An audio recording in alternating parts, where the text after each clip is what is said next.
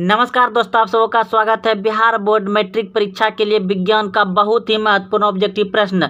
दोस्तों, अगर आप चाहते हैं अपना स्कूल जिला स्तर या बिहार टॉपर करने के लिए, तो दोस्तों हम आपको वैसे ही प्रश्न डाल रहे हैं जो कि 2023 में पूछे जाएंगे। अगर आपको टॉप करना है तो प्रत्येक वीडियो को आप अच्छे से देखें, समझें और याद रखें। तो चलते हैं प्रश्न की ओर। पहला प्रश्न आप देख रहे हैं कि एक प्रकाश किरण समतल दर्पण पर लंबवत आपतित होती है, परावर्तन कोण का मान क्या होगा।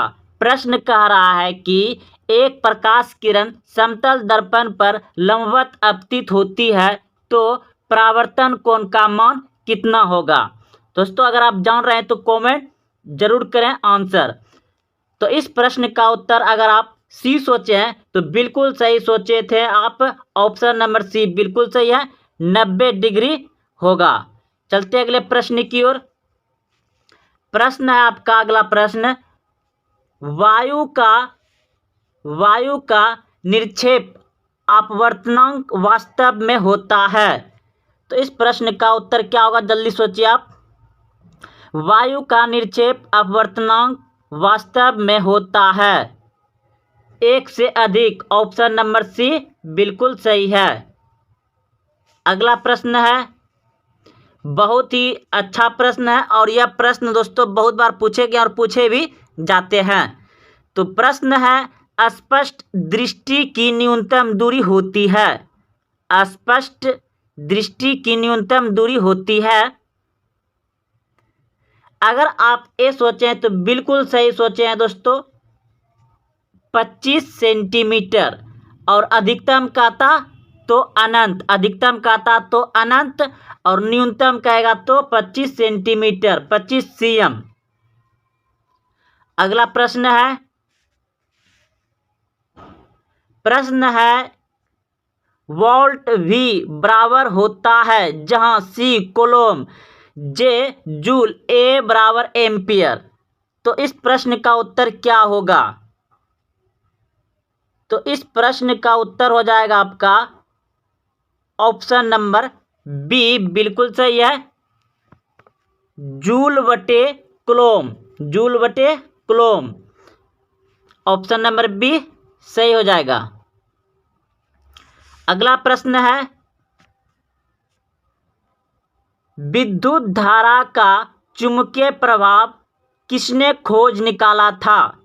विद्युत धारा का चुंबकीय प्रभाव किसने खोज निकाला था। तो इस प्रश्न का उत्तर हो जाएगा आपका ऑप्शन नंबर बी बिल्कुल सही है दोस्तों। अगला प्रश्न है, घरों में विद्युत आपूर्ति की जाती है। घरों में विद्युत आपूर्ति की जाती है 220 वोल्ट। ऑप्शन नंबर सी बिल्कुल सही है। अगला प्रश्न है, लेंस में कितने मुख्य फोकस होते हैं। लेंस में कितने मुख्य फोकस होते हैं 2। ऑप्शन नंबर बी बिल्कुल सही है। अगला प्रश्न है आपका, प्रश्न है, तांबा और जिंक के मिश्र धातु को क्या कहते हैं। तांबा और जिंक के मिश्र धातु को क्या कहते हैं।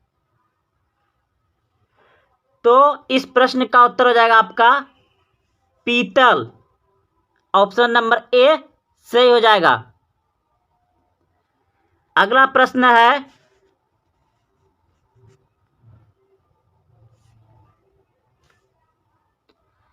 अम्लीय विलयन का पीएच मान क्या होगा। अम्लीय विलयन का पीएच मान क्या होगा। तो इस प्रश्न का उत्तर हो जाएगा आपका ऑप्शन नंबर सी बिल्कुल सही है, 7 से कम। अगर क्षारीय पूछता दोस्तों, क्षारीय विलयन का पीएच मान कितना होता है तो 7 से अधिक। क्षारीय 7 से अधिक, अम्लीय 7 से कम। ऑप्शन नंबर सी सही है। अगला प्रश्न है, एल्केन का सामान्य सूत्र है। एल्केन का सामान्य सूत्र है। ऑप्शन नंबर सी बिल्कुल सही है, CnH2n+2। अगला प्रश्न है,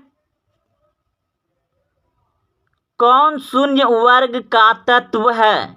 कौन शून्य वर्ग का तत्व है? ऑप्शन नंबर सी बिल्कुल सही है, हीलियम He। अगला प्रश्न है, कार्बन की संयोजकता क्या है? कार्बन की संयोजकता क्या है?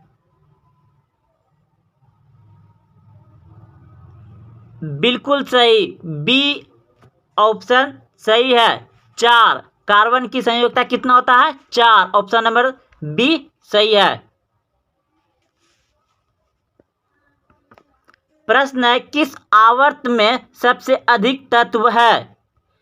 किस आवर्त में सबसे अधिक तत्व है? छठे में दोस्तों, छठा हो जाएगा इसका आंसर।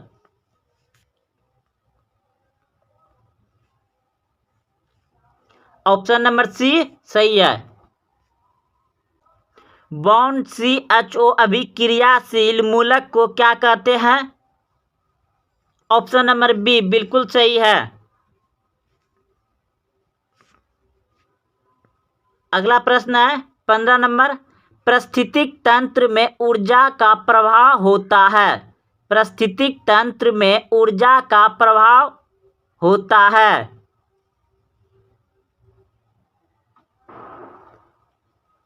एक देशीय, ऑप्शन नंबर ए सही है।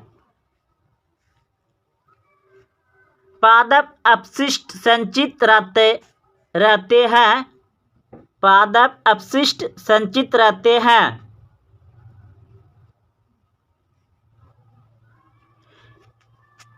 पत्तियों में, छाल में, कोशिकीय रिक्तिकाओं में, इनमें सभी। ऑप्शन नंबर डी सही है। ऑप्शन नंबर डी, पादप अपशिष्ट संचित रहते हैं किसमें?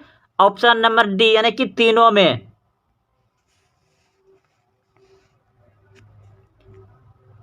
प्रश्न है, विकासीय दृष्टिकोण से हमारी किससे अधिक समानता है? विकासीय दृष्टिकोण से हमारी किससे अधिक समानता है? चिंपांजी। ऑप्शन नंबर बी सही है।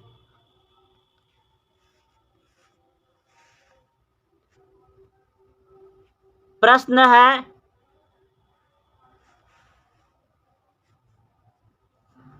शुद्ध या ऑक्सीजनित रक्त को हृदय से शरीर के विभिन्न भागों में ले जाने वाला रक्त वाहिनी क्या कहलाती है? शुद्ध या ऑक्सीजनित रक्त को यानी कि शुद्ध रक्त को विभिन्न भागों में ले जाने वाले रक्त वाहिनी क्या कहलाते हैं? यह ऑक्सीजनित रक्त को ले जाने वाले विभिन्न भागों में क्या कहते हैं? तो इस प्रश्न का उत्तर हो जाएगा आपका धमनियां। ऑप्शन नंबर ए सही है। अगला प्रश्न है,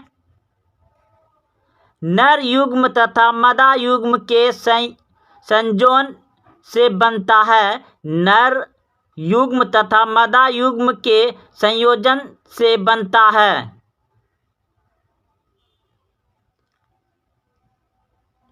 जाइगेट। Option number A. मनुष्य में सांस लेने और छोड़ने की क्रिया को कहा जाता है। मनुष्य में सांस लेने और छोड़ने की क्रिया को कहा जाता है।